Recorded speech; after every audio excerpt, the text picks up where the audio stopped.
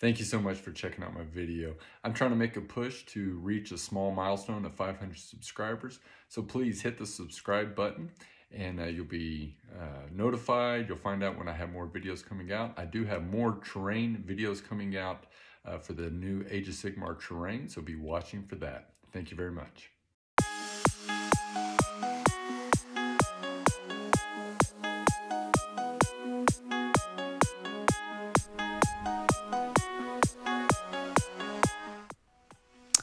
Hello again. Here we're going to, you're going to see how I painted the Battlezone Fronteris Nachmund terrain, or a couple of the pieces of the terrain. And I have it all primed in just a regular gray primer. I just use a rattle can for terrain especially, just because it's going to get beat up and thrown around the game shop.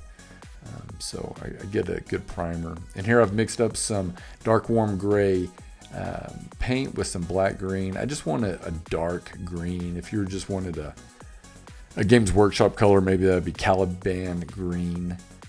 So just go over that. And since there are a lot of large flat surfaces without a lot of detail, you can kind of create some interest by just having areas. Think of like a camouflage pattern that has, and they're distinct by different colors, like 2-3 shades of green and maybe 2 shades of brown or something. Well, we're just going to use one color and just have darker areas and lighter areas. That's why, thinking back on this, I could have went with a black or darker, like a really dark gray, so that some of that dark black could have shown through on it in the lighter areas where I airbrush. This is more difficult to do with just a rattle can, and definitely more difficult with a brush. So just covering that up.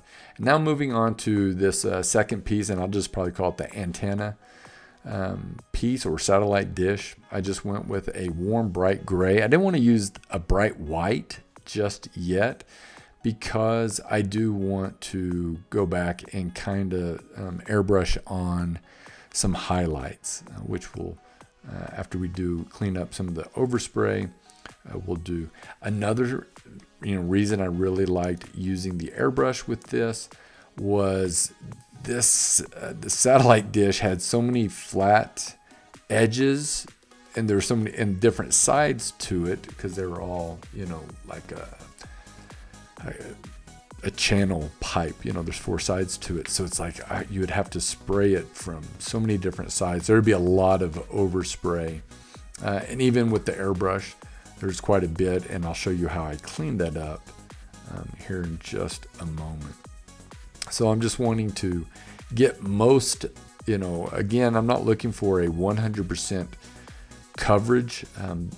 There are areas that when there's a dark area next to a light area, I try to get a more thorough, complete coverage there, just so that there will be contrast, a sharper contrast there. So the circular area where the satellite dish part or antenna connects to the base, that's the dark green. I wanted to make sure that color was very intense and thorough, had complete coverage there. So what I'm going to show you here in a second is, I call it a hobo shield, and I've heard it called this. So it's just a piece of paper I have laying around, and if you have some of that green still mixed up, or you could even get like Nuln Oil or something to just shield the white area and then just kind of clean it up a little bit. It just makes, a world of difference cleaning that up. And then I just go straight in with the bold titanium white, or the brightest white that you may have. And I'm just getting like the corners, just highlighting that up so that it's real intense and very bright there. So just hit a few blasts there. And then now what I want to do is create some shadows on the pieces, and I'm using a transparent black with some glaze medium.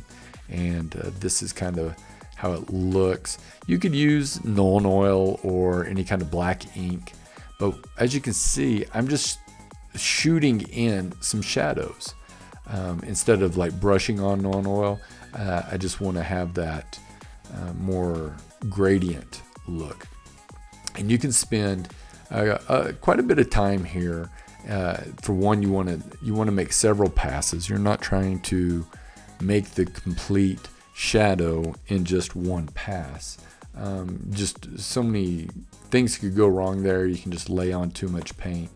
But this is a great opportunity to work on trigger control, and also just like thinking about where would I place shadows, underneath and on the sides of these containers. That way you don't have just like this solid green, no color modulation, no shadow, and no contrast. So we're trying to create the illusion of shadows here just by shooting in this thinned, transparent black ink, which is just a filter, a dark filter going over the greens.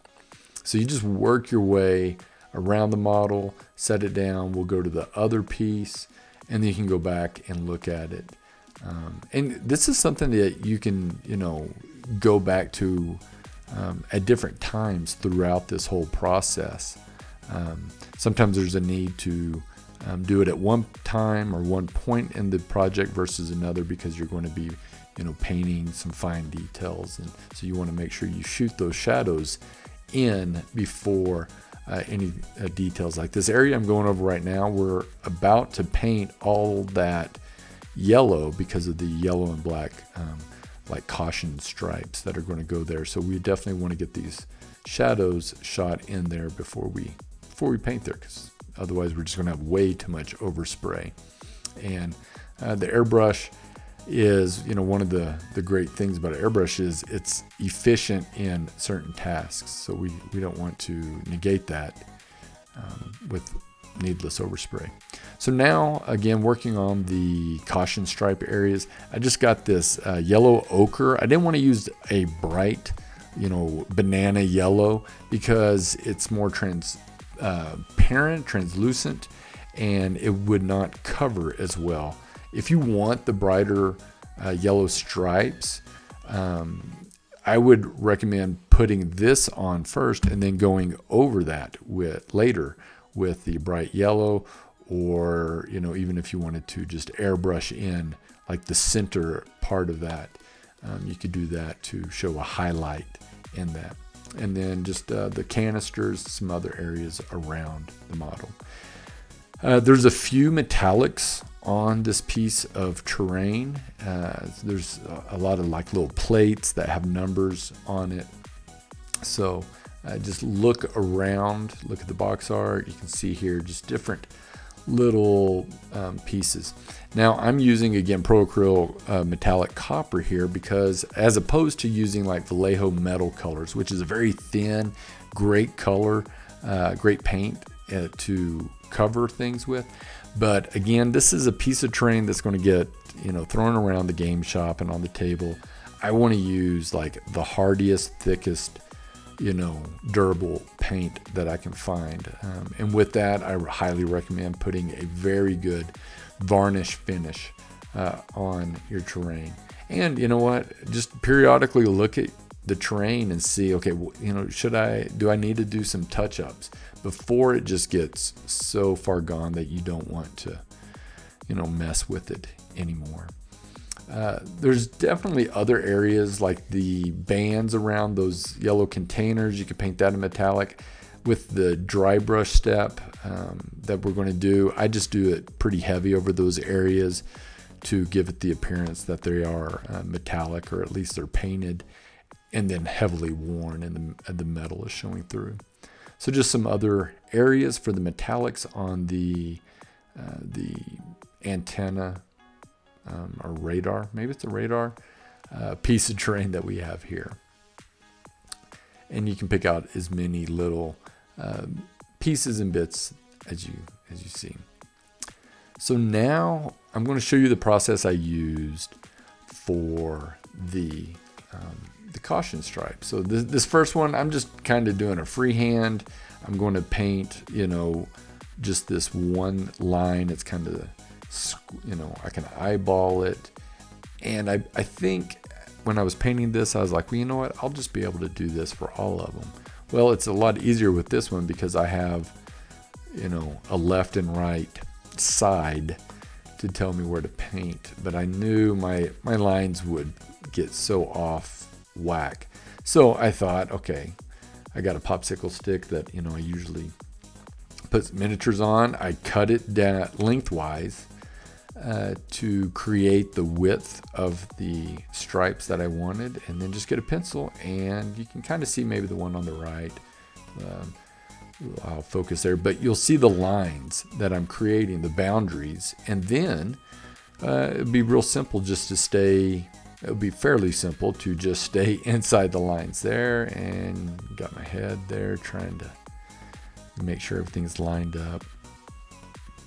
So then just, you work your way down, one line, and just going off that, and trying to keep it, as, each set of lines parallel to one another. And then it's just a simple matter of filling in every other one with black paint. And I just run a couple of layers over this, just so that you cover up the gray, the yellow that is showing through there. I don't know if I kept it on film, but that little yellow spot that I have there, I touched that up just with a little black paint. It's going to be all nice and good. But just trying to make the lines as kind of sharp as possible. Again, I do this, but then that antenna or radar piece sets on top of this, and you don't see most of these lines, but you'll know that they're there, and that's what matters.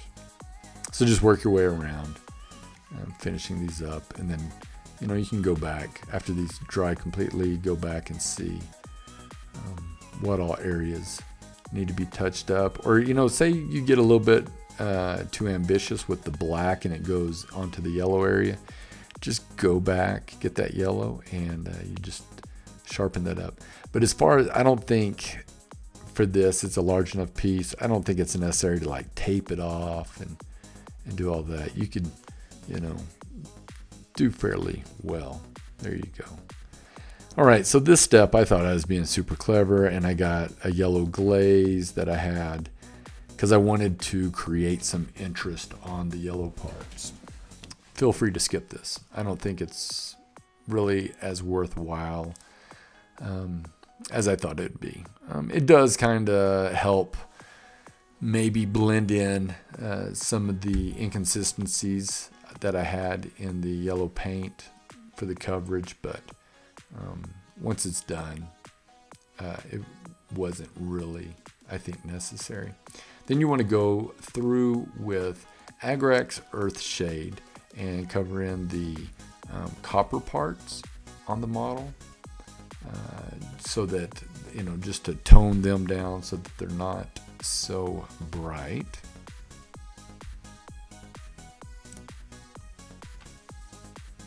This is also going to create some shadows for us.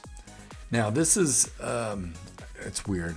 Actually, to me, this was a fun, kind of relaxing thing. I'm still using Agrax Earth Shade, or a brown wash, and I'm just emphasizing, or am I re-emphasizing some shadows, kind of showing like some, maybe like where dirt or grime would build up.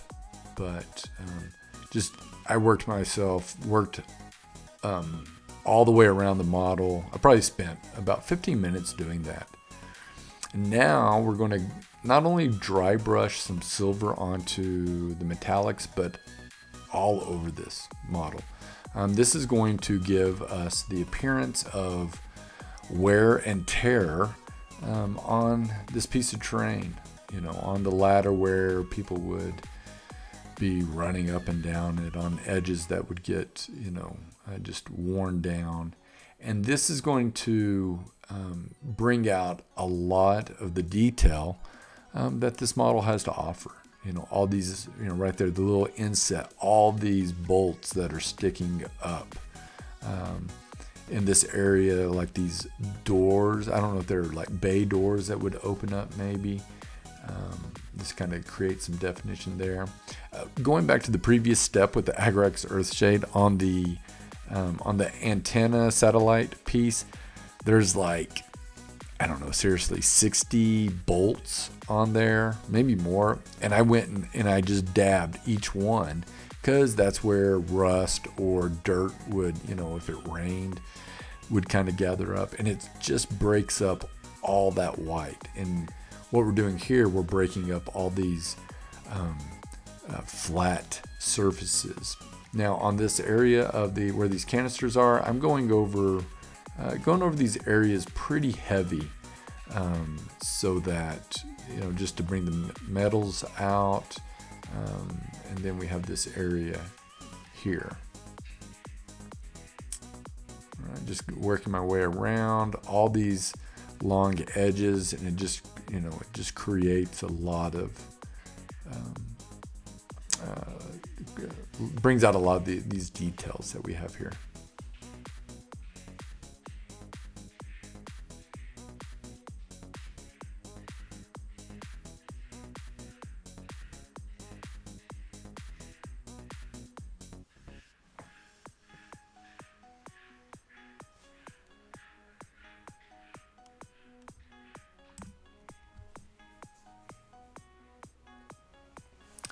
And then on the front of the satellite or radar dish here, again, just kind of going over it all in general. And then there's some areas, the little supports that I went over a little more in detail.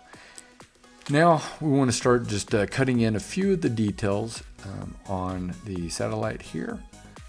It's a really neat piece of terrain. So just using a black, any black paint, and covering up the supports, basically the whole pointy part of this like plasma thing, except for the center. You'll see here in the video, there's an area that we don't want to cover with black. We're actually going to start off by painting it with white right here. So the brightest white that you have, you'll see there's like little coils in there, and we're going to make this like a blue plasma coil area here. So just take your time, be careful with this. If not, of course, just go back with some black and touch up. So there are several sides to this. I missed one and had to go back and do it here. And then I used Citadel's Guilliman blue, which was a glaze, but you can use probably one of the contrast colors, Talazar blue, I believe. And you just want that light blue glow look. Now, again, this is a piece of terrain, and this is a pretty cool part. You can go back and like touch that up with some white. Now, here's an important lesson on what not to do. I am going to show you, I went around all these lights the first time, and I just airbrushed them with some white, because we want to create like that object source lighting, that OSL kind of glow look to these lights. So first step was fine, and then it went downhill. I thought, I'm going to brush on this blue light. And don't do this. If you're doing it step by step, watch this whole video, because I'm going to show you how to correct this problem. This did not work out good. I just went with a regular hand brush and painted it in, and I don't know if I would have been able to get away with it. Maybe it's because of the way I was trying to hold it and be on film, but that's no excuse. And then I went back and I'm like, let me make it even darker. And I can't remember if I used straight Guilliman flesh glaze or if I went and used that Talazar blue. I know at one point I did that, but it just doesn't look good. So I thought if I put more on it, it would look good. And spoiler, it's not going to. And I asked my wife what this looks like, and she goes, well, it doesn't look good. So, But that's fine, because part of this experience is learning how to fix our mistakes, because we're not going to get it right the first time. So it was bad. I went around this whole thing. So I just want to show you where it was, and then I will quickly, and it is a much easier way to fix this mistake, but it just looked like some blobs on there. All right, so to correct it, I just go back to the airbrush and lay on basically a white filter on top of this, because it was just bad. There was just a lot of tide marks or paint marks. So just worked my way, gradually building up the white around here. And then what I did was I went and I took that same blue that I had been painting on there, and I airbrushed it on there so that it would give a little bit of a glow. I was pretty frustrated at this point, and I could have built this up differently, you know, had it more bright in the center and fade out. But at least this doesn't have all the marks in there. And then just go back with some black or gray as you like, and paint in the little grill holder for the lights. And these things are, you know, again, the sculpture on this is just amazing, because each of those wire, you know, there was 3 distinct sides. And so just take your time, get a brush with a good tip to it, sharp tip, and get those pieces all together. Hey, I thank you very much for staying with me through this video. Again, I'm trying to make the push to get 500 subscribers. So if you would, please subscribe and like this video. I do have more terrain videos coming out with some of the new AOS Season of Thondia stuff. I hope this was helpful. And if you have any questions, leave it in the comment and I will get back with you. Thank you.